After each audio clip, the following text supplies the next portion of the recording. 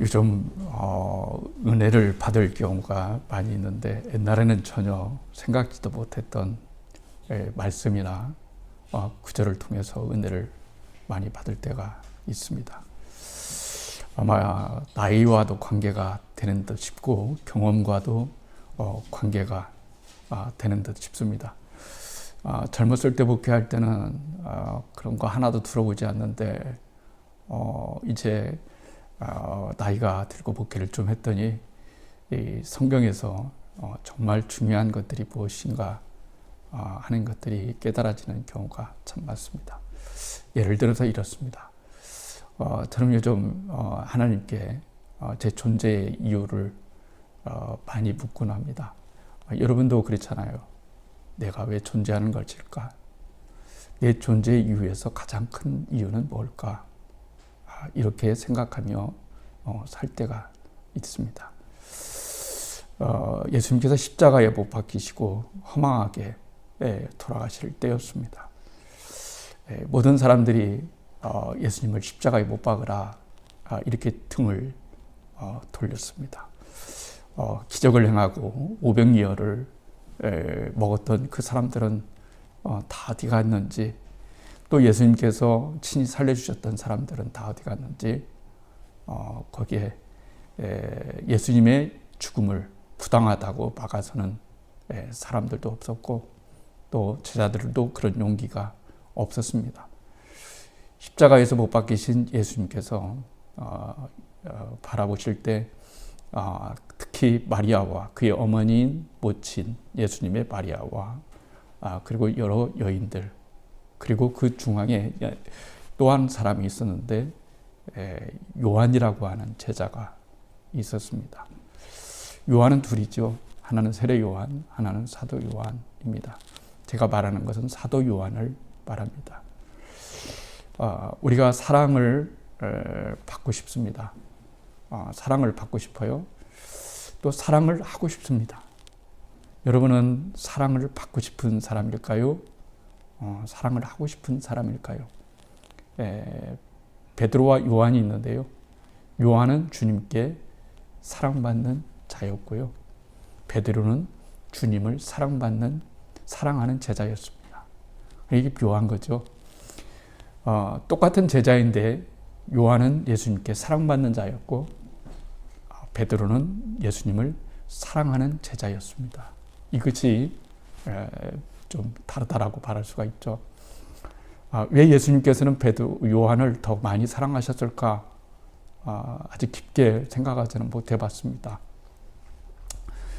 성경이 그 이유를 분명하게 말씀을 하지 않아 주시는 때문이기도 합니다. 근데 이렇게 밑에를 내다보면서 요한에게 그랬어요. 뭐라고 말씀하셨냐면 요한아, 그러니까 쳐다봤겠죠. 마리아를 보면서 이제 나의 어머니는 내 어머니야, 이렇게 말씀하셨어요. 그리고 어머니 마리아를 보고서는 어머니, 이제는 이 요한이 당신의 아들입니다, 이렇게 말씀하셨어요. 이게 뭐가 중요한 말씀일까요? 근데 요즘 목회를 쭉 해오면서 이런 생각 참 많이 듭니다. 그 성경에 뭐라고 나오냐면 그때부터 요한이 마리아를 데려다가 어머니처럼 모시더라, 이렇게 말을 했습니다. 그리고 마리아가 죽을 때까지 평생 봉양한 거예요. 참 이상했어요. 왜냐하면 예수님의 12제자 중에 가장 사랑받는 제자가 요한인데 요한이 그만한 능력이 없어서나 사랑받지 못해서가 아닐 텐데 평생을 어떻게 보면은 거의 기도생활, 밤모섬에 유배 가서 계시록을 쓸 때 전까지, 그러니까 마리아가 나이 많이 먹어서 돌아가실 그때까지 딱 한 명 놓고 목회한 거예요. 딱 한 명을 놓고 목회한 겁니다. 근데 사람이라는 것은 그렇지 않겠습니까? 똑같은 조건 하에 똑같이 일을 했는데 왜 나에게는 이럴까? 이런 느낌 받지 않겠어요? 베드로는 어디 가서든지 간에 막 이름나고 많은 사람들이 모여들고 거기다가 한 번도 예수님을 역사적으로 만나지 못했던 바울이라고 하는 사람은 부활하신 그리스도를 만나서 곳곳에 다니면서 부흥을 일으키고 죽은 자도 살려내고 이런 놀라운 일을 한다고 하는데 자기는 아침에 일어나서 하는 일이 마리아를 돌보는 일,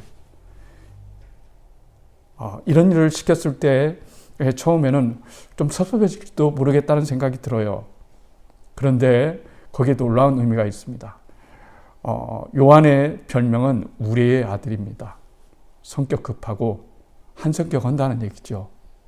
그런데 요한 1서, 2서, 3장을 보면 정말 사랑이 넘쳐 흐르죠.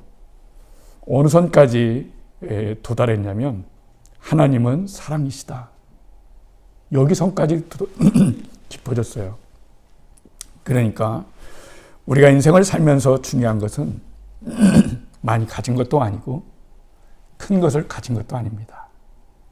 모두 다 사명입니다. 그렇기 때문에 우리가 꼭 생각해야 될 것은 세상에서도 여러분 생각할 때 세상 나가면 무엇으로 평가합니까?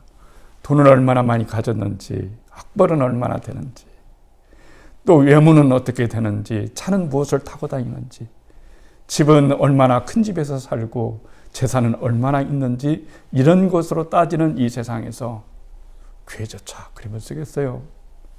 교회는 좀 달라야 되지 않을까요? 교회는 보는 각도가 다르고 생각하는 각도가 좀 달라야 되지 않을까요? 다른 사람이 봤을 때 요한을 볼 때 어떻게 봤을까요?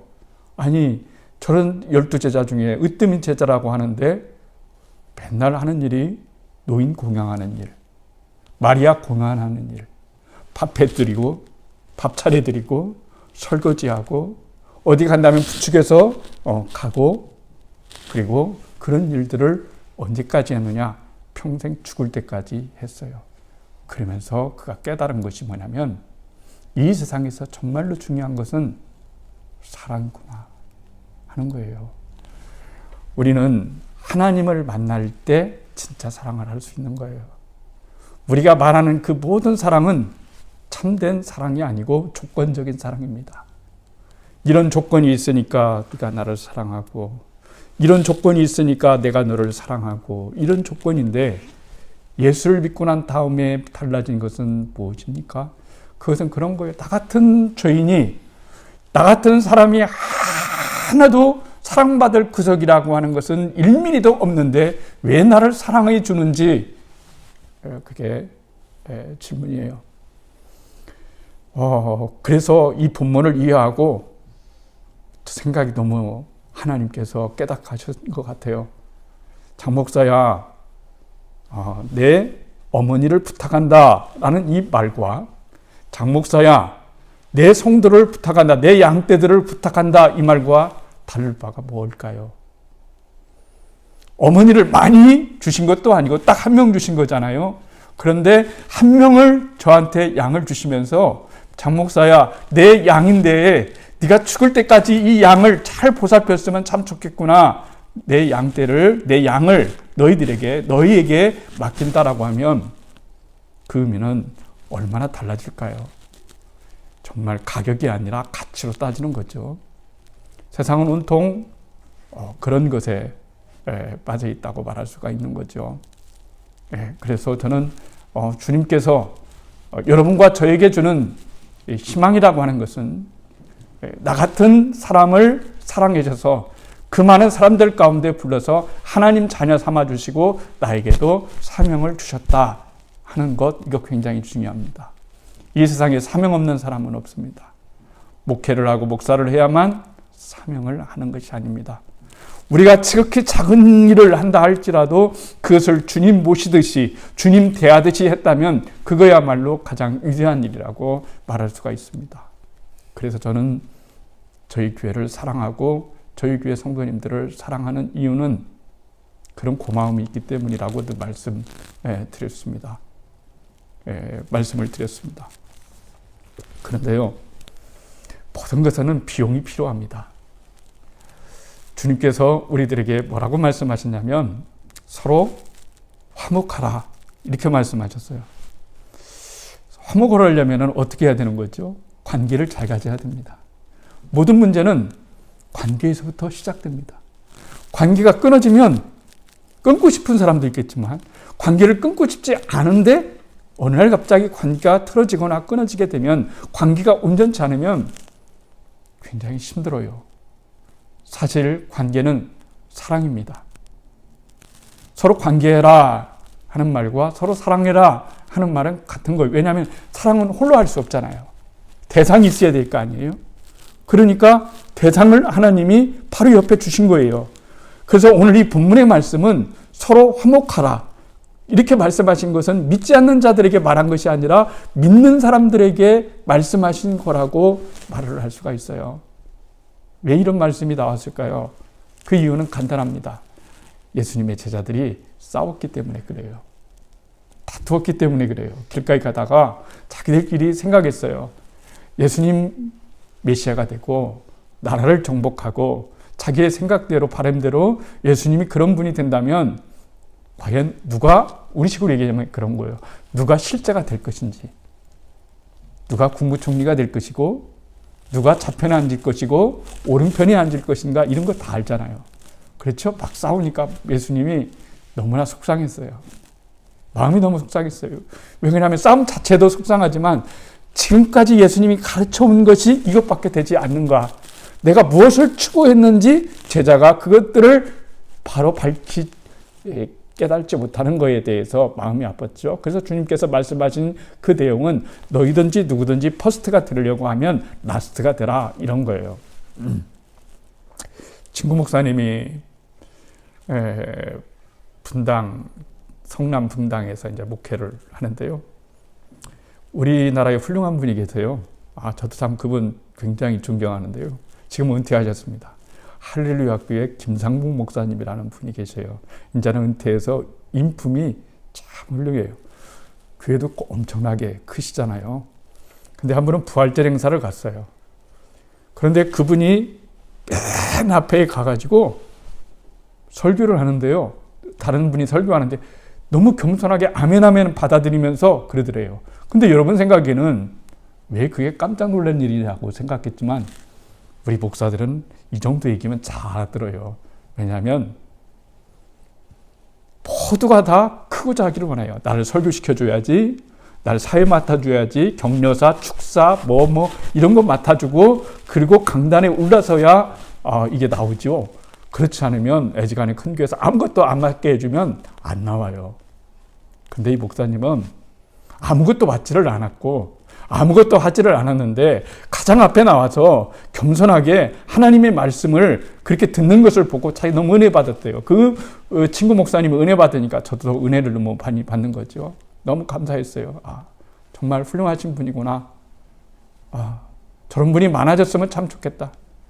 저런 훌륭한 목사님들이 잘 커서 나와서 이 땅의 교회들이 진정으로 허상을 보지 않고 본질을 찾아서 나가는 그런 교회가 되었으면 참 좋겠구나 이런 생각했어요. 용서하시기 바랍니다. 제 아들이 이제 군목에 있었잖아요. 군목에 있었는데 군종장교로 있었는데 목사입니다. 군목으로 있으면서 군인교회를 섬기는데 그 교회 권사님의 여동생이 이제 사업을 하시는데 매년마다 매월마다 이렇게 100명, 200명, 300명 혹은 몇십 명 이렇게 도와준답니다. 얼마씩. 그래서 저희 아들도 매월 그분이 10만 원씩을 보내주어서 생활비로 잘 써서 그럴 때마다 꼭 보내줄 때마다 PX에 가서 선물을 사서 이렇게 보내주었대요. 그런데 어느 날 제대를 하고 이제 제대했잖아요. 그래서 이제 근황을 얘기해야 되니까 얘기를 했어요. 권사님 고맙습니다. 이제 안 보내주셔도 됩니다. 제대했습니다. 그리고 이제 유학을 가려고 준비하고 있습니다. 그랬더니 만나자고 그랬대요. 그래서 만났어요. 책값이라도 주겠으니까 만나자. 근데 그 부분이 마음에 걸려서 안 만나려다가 그래도 그분의 정성이 있어서 괜히 오해할 것 같고 제 마음이 좀 그래서 그래도 그냥 인사드리는 거니까 만났어요. 만났는데 그런 얘기를 하는 거예요. 목사니까 아유 생각보다 많이 젊으시네요. 결혼도 안 하셨다니 이렇게 하시면서 자기가 신앙생활하는 거에 대해서 얘기를 하는 거예요. 나는 어느 교회 다니는데 그 교회 보니까 대단한 사람들도 많고 그런데 제가 교회 다니면서 실망한 부분이 하나 있는데 그건 뭐냐면 권위에 대한 얘기를 하는 거예요. 너무 교회가 권중인 것 같아요. 정말 힘들어서 교회 신앙생활 하기가 너무 힘들 정도로 권위적인 것 같아요. 이렇게 말씀을 이제 하시더랍니다. 그러면서 쭉 얘기하고 왔어요. 아들이 그런 얘기를 해요. 그런 얘기를 하는데 마음이 별로 안 좋아요. 저를 뒤돌아봤어요. 혹시 나한테는 뭐 교회가 작아서 권위할 것도 없겠지만 권위적인 것은 없나?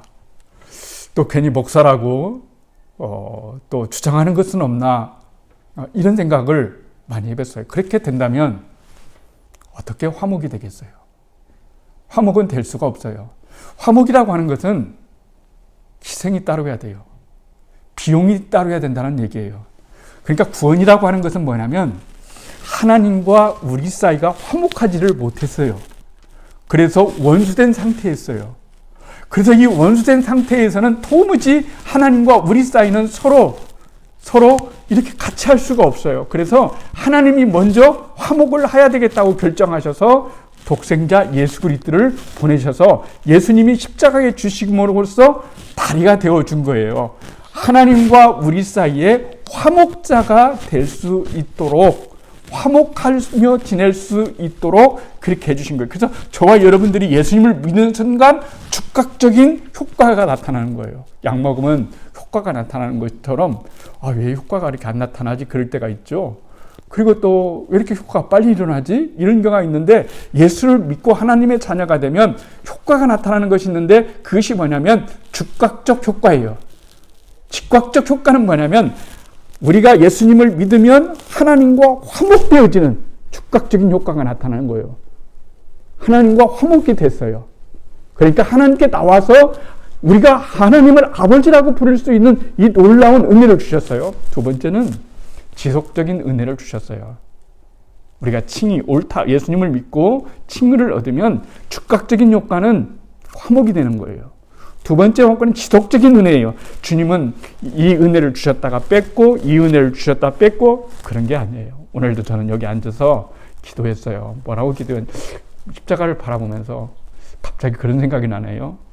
주님은 내 과거, 현재, 미래를 다 아실 텐데 목사답지 못했던 내 부분들도 참 많았을 텐데 왜 하나님은 나를 선택하셨을까?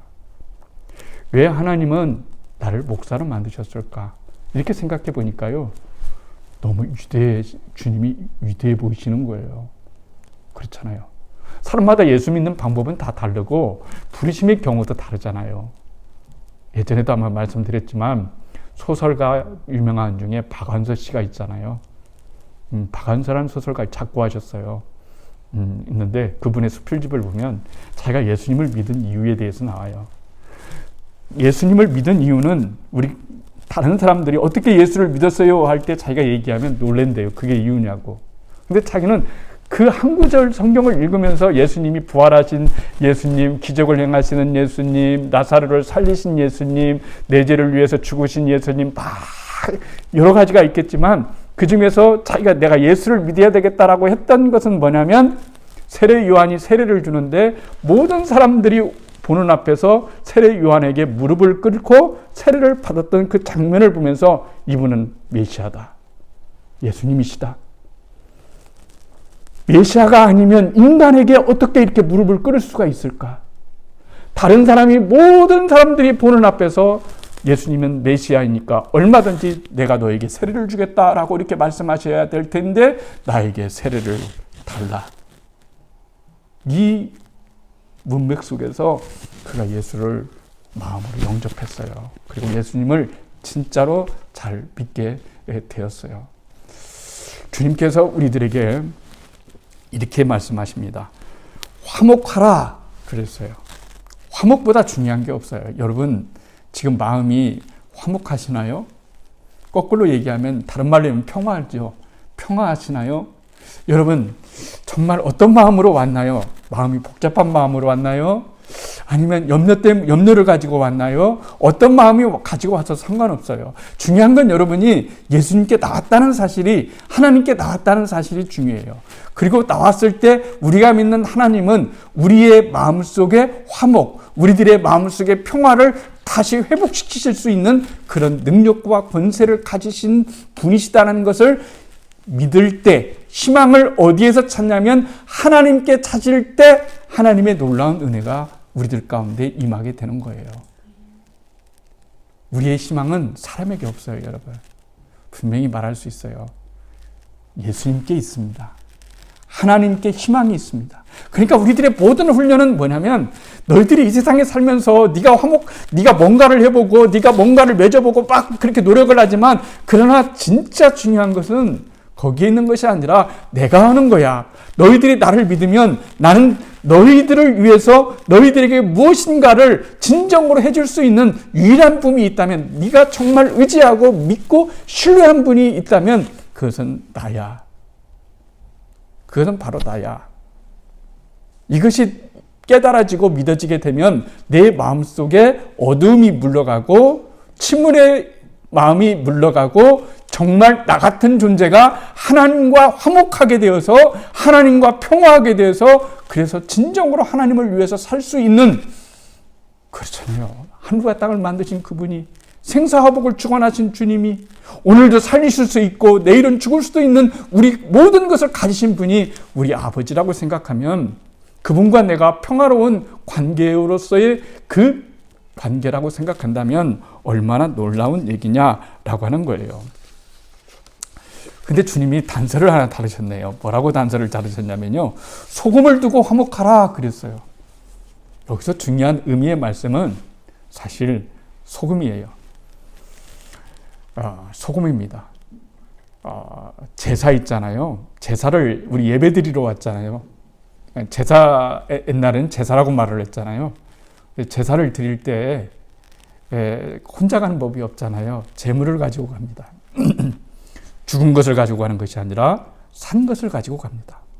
그런데 산 것을 바치는 게 아닙니다. 죽은 것을 가지고 와가지고 죽은 것을 바치는 것이 아니라 산 것을 가지고 와서 죽여서 그 자리에서 죽여서 바칩니다. 모든 재물은 죽여서 바치는 거지 살려서 바치는 것은 없습니다. 그런데 재물이라고 하는 게 어디 동물만 재물입니까? 채소도 재물이죠. 그러면 채소를 가져올 때 어떻게 죽여서 드려야 될까요?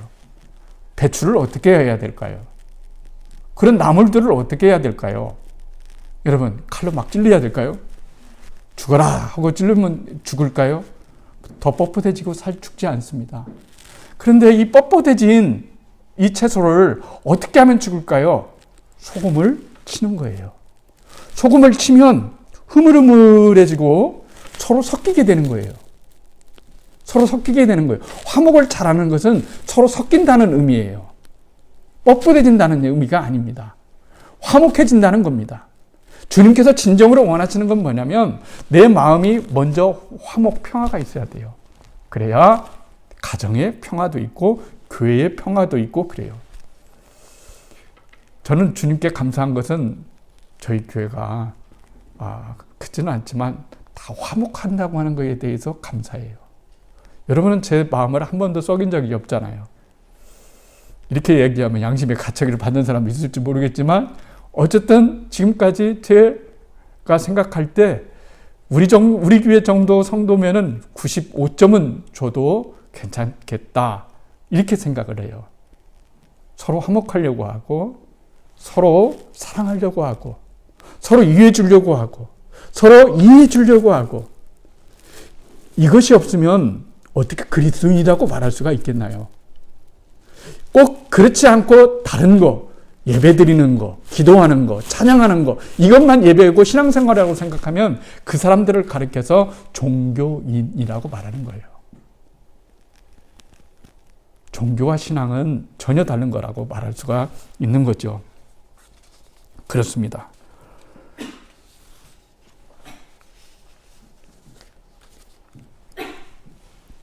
바울이라는 사람이 있잖아요. 얼마나 대단한 사람이었어요. 예수 믿는 사람 옛자만 불러도 피가 거꾸로 솟는 사람이었어요. 그런데 예수를 만나고 부활하신 예수님을 만나고 새로운 존재가 되었어요. 그리고 난 다음에 그가 했던 일은 뭐냐면 13장에 고린도전서 13장에 우리가 아는 것처럼 이렇게 얘기했어요. 내가 예언하는 능력이 있고 모든 지식을 알고 또 산을 옮길 만한 믿음이 있을지라도 사랑이 없으면 내가 아무것도 아니요 내가 내게 있는 모든 것으로 구제하고 내 몸을 불사르게 내어줄지라도 사랑이 없으면 내게 아무 유익이 없느니라. 그러면서 우리가 잘하는 내용을 얘기한 거예요. 사랑은 오래 참고 사랑은 온유하며 시기하지 아니하며 사랑은 자랑하지 아니하며 교만하지 아니하며 무례히 행치 아니하며 자익을 유익을 구체하지 아니하며 악한 것을 생각지 아니하고 불의한 것을 기뻐하지 않고 진리와 함께 기뻐하고 모든 것을 참으며 모든 것을 바라며 모든 것을 견디느니라. 이렇게 말씀해 주셨어요. 신앙생활은 꼭 말씀드리고 싶은데요. 기분이 아니에요. 기분에 따라서 신앙생활하는 건 절대로 아닙니다. 말씀에 따라 우리의 의지를 가지고 하나님을 믿는 것이라고 말을 할 수가 있습니다. 사랑하는 성도 여러분, 오늘 제가 여러분과 함께 나누고 싶은 것은 그런 거예요. 무슨 말씀이냐? 주님께서 말씀을 하셨을 때 너희들이 나를 정말 믿는다면 서로 화목해라. 화목해라. 그런데 화목하려면 어떻게 해야 되는 거예요? 내가 노력을 해야 되는 거예요. 여러분들이 이런 말을 할 수 있어요. 저는 화목하려고 하는데요. 저 사람이 제 화목을 안 받아주네요. 그러면 어떻게 되는 걸까요? 그러면 그 관계는 깨져야 되는 걸까요? 제가 더 한번 노력해야 될까요? 제가 더 한번 노력을 하는 거예요. 모든 것에는 비용이 듭니다. 예수 믿는 것도 비용이 들어요. 여러분, 예수 믿는 거 비용이 든다고 생각해요. 제가 여러분 말했을 때 헌금 내기를 하는 게 아닙니다. 예수님을 믿을 때 예수님을 믿는 비용이 헌금이 아닙니다. 예수님을 믿는 비용은 뭐냐면 예수님을 따라가는 것이 비용입니다. 그러니까 여러분들이 정말로 중요한 것은 하나님 앞에 헌금을 많이 하려고 하지 마시고 하나님 앞에 뭘 드리려고 하지 마시고 진짜로 중요한 것은 뭐냐면 여러분의 마음, 여러분의 헌신, 하나님께 대한 순종을 하나님께 드리는 것을 하나님은 훨씬 더 기뻐하신다라고 하는 거예요. 이게 있어야 돼요. 이란하고 이스라엘하고 전쟁이 터졌어요. 아니 전쟁이라고 말할 수 없지만 전쟁이 발발했죠. 여러분 이란이 이스라엘에게 미사일을 드론 공격을 했어요. 그런데 98%가 공중에서 방어망에 의해서 여러분 파손이 되었대요. 파괴되었대요. 그런데 그렇게 파괴한 비용이 얼마나 드는지 아세요? 하룻밤에 그 날아오는 포탄을 공중에서 떨어지지 않고 공중에서 터뜨린 그 비용이 1조 7천억이 돼요. 이것은 비용이에요. 뭘 위한 비용일까요? 평화를 유지하는 비용입니다. 그런데 그 1조 7천억 원이 굉장히 비싼 거지만 사람을 살리는 데 있어서는 비용이 비싼 것이 아닌 거예요. 그렇잖아요. 요즘은 얼마나 생명이 경시합니까? 몇만 원 때문에 죽이는 사람도 있습니다. 세상 맘 놓고 살아갈 수 있는 시대가 안 되었어요. 사람을 몸값으로 얘기합니다. 여러분 다 가격입니다. 큰애, 장래, 몸값이 얼마네, 누구네, 뭐네 있는데 그래서 그런 생각하면 되겠어요? 그야말로 최후의 보류가 아니겠습니까? 그야말로 그 어떤 가치에도 흔들리지 않고 진정이 복음이 전해지고 예수 그리스도의 복음이 전해지고 예수 그리스도의 사랑이 전해지고 하나님의 놀라운 은혜와 사랑이 전해지는 것, 그것이 교회라고 말할 수가 있는 거예요. 그러면 하나님이 다 책임지는 거예요. 저는 이렇게 교회 생활하면서도 하나님이 한 번도 저희 교회를 안 책임지신 적이 없어요. 한 번도 우리 교회를, 우리의 가정을 안 책임지신 적이 없어요. 그게 가장 큰 은혜고 가장 큰 축복이라고 여러분 생각합니다. 한번 소금을 쳐보는 건 어떨까요? 예수라는 소금, 우리가 무엇인가를 내 마음속에 꿈틀거리는 것들을 자제시키고 그리고 화평과 평화를 이룰 수 있는 그런 마음을 갖는다면 얼마나 이 세상은 아름다울 걸까요? 화평, 평화가 돼야 되잖아요. 우리 교회와 이웃 교회는 절대로 경쟁 관계가 아닙니다. 큰 교회, 작은 교회와도 경쟁 관계가 아닙니다. 저는 옆에 있는 교회도 찾아가 보고 싶고 옆에 있는 교회도 찾아가고 싶어서 서로 악수도 하고 나누고 싶고 목사님 안아주고 싶기도 하고 수고하신다고도 말씀해 주고 싶습니다. 근데 어려워요. 왜냐하면 찾아가면 이 교회 목사님이 왜 우리 교회를 찾아왔나, 뭐 때문에 찾아가는 것이 당연한 것인데, 그렇죠? 찾아가서 서로 사랑합니다. 서로 힘써서 우리 복음을 전하고 정말로 우리는 평화하고 화평하고 화목합시다 라고 이렇게 하는데 이게 여러분 되지가 않아요. 그게 제가 마음이 많이 아프는 일이에요. 자녀들이 화목하지 못하면 부모의 마음이 얼마나 아프겠어요. 여러분들이 잘 살면 누가 기뻐하시냐면 하나님이 기뻐하십니다. 하나님은 여러분이 행복하기를 원하십니다. 하나님은 여러분이 화목하기를 원하십니다. 하나님은 여러분의 가정이 평화롭기를 원하십니다. 하나님은 여러분의 가정이 놀라운 은혜를 주시기를 원하십니다. 그래서 하나님이 비용을 지불하신 거예요. 그 비용이 내 아들을 죽이는 비용이 된다 할지라도, 내 아들을 십자가에 못 박아 죽인다 할지라도 너와 나와의 화목은 절대로 깨지 않고 그 화목이 영원하기를 쉽구나. 이 말씀 한 가지만 들어도 우리 얼마나 행복하게 살 수 있어요. 하나님이 나 같은 사람과 관계를 깨기 싫어한다. 누가 하나님의 사랑에서 우리를 끊을 수 있으리요? 이렇게 말하잖아요, 바울이. 절대로 끊을 수 없다는 거예요. 그러니까 그 말씀에 희망을 갖고 살아가는 우리들이 돼야 돼요. 하나님의 말씀을 붙잡아야 되고 그 말씀에 대한 신뢰가 여러분 있어야 되는 거예요. 그래서 여러분의 마음을 평화롭게 만들어야 되는 거예요. 화목하게 만들어야 되는 거예요. 그리고 무엇보다도 중요한 건 우리가 화목자가 되는 거예요. A와 B 사이에 어려움과 다툼이 있다면 내가 중간에서 A와 B를 함께 서로 사랑으로 하나가 될 수 있는 그 화목자, 그래서 이 일을 할 수만 있다면, 내가 이 일을 진정으로 할 수만 있는 그런 힘이 있다면 무엇이든지 화목자가 되겠어요. 이게 그리스도인입니다. 이게 우리들의 책임입니다. 우리에게 맡겨진 중재자의 역할이고 왕같은 제사장의 역할이라고 주님 말할 수가 있습니다. 화목이라고 말합니다. 절대 화목해라. 소금을 두고 화목해라. 소금은 어떻게 되는 겁니까? 소금이 들어가지 않으면 음식 맛을 낼 수 없어요. 근데 소금을 집어넣었어요. 나물을 무치다가 소금을 집어넣네요. 근데 얘가 안 녹네요. 그러면은 그 음식을 어떻게 먹을까요? 못 먹습니다. 반드시 소금은 거기에 녹아지고 없어지는 것처럼 보이지만 무엇으로 존재할까요? 네, 맛으로 존재하는 거예요.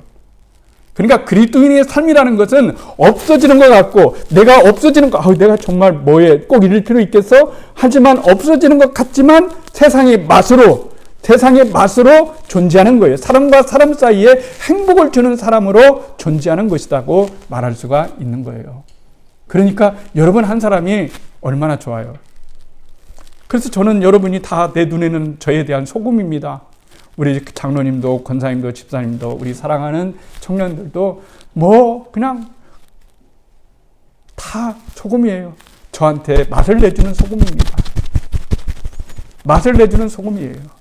화목하게 하는, 내 마음을 화목하게 해주는 그런 분이시니까 얼마나 감사하겠냐는 거예요. 사랑하는 성도 여러분, 주님이 소금을 두고 화목해라, 이 말씀을 한 주간 동안 묵상해 보셨으면 좋겠어요. 소금이 나에게 무슨 의미를 줄까? 화목, 내가 먼저 화목해야 되잖아요. 내가 먼저 평화해야 되는 거예요. 내 마음이 평안하지 않으면 다른 사람에게 화목 못 줍니다. 저수지가 있을 때 저수지가 물이 꽉 차야 다른 논에 물을 내주는 것처럼 지금 저수지가 말라가지고 비틀어졌는데 땅바닥에 칼 쩍쩍쩍 갈라졌는데 어떻게 주겠어요? 그러니까 먼저 하나님과 화목하라는 거예요. 내 저수지를 채워주는 하나님, 사랑을 만수로 채워주시는 하나님, 용서를 만수로 채워주시는 하나님, 관용과 사랑을 만수로 채워주시는 그 하나님의 사랑을 받아서 우리는 다른 사람들에게 그 물을 우리가 전달해 줄 수 있는 선한 영향력을 가질 수 있는 사람이 되는 거예요. 기뻐하면서 행복하셨으면 좋겠어요. 주변의 조건들이 행복이 나를 만들어주는 게 아니에요. 그냥 만들어가는 거예요. 위대한 창조성을 가지고 우리가 만들어가는 겁니다. 예수 안에서요. 예수 안에서, 예수님 때문에 이런 화목의 이유가, 진정한 사랑의 이유가 생겨나기를 주의 이름으로 축원합니다.